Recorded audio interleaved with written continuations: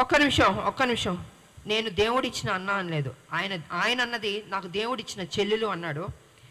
ఆయన నన్ను సస్పెండ్ చేశాడు 2013లో ఫర్ కైండ్ ఇన్ఫర్మేషన్.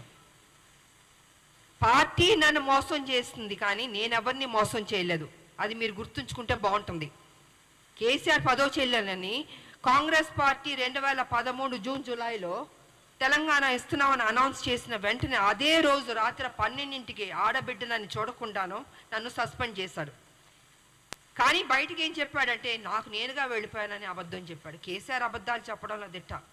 అది కొత్త ఏం కాదు, మీ అందరికీ తెలుసు. సో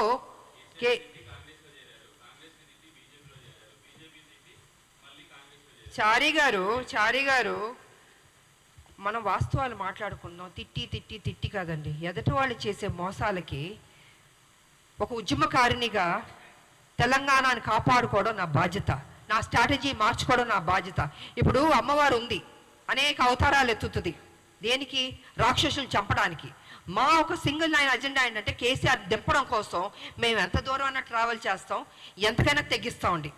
మాకు తెలంగాణలో కేసీఆర్ని ఎవరు దింపుతారు వారికి మేము కొడతాం. అదే మా ఉద్యమకారుల యొక్క ఆలోచన విధానం.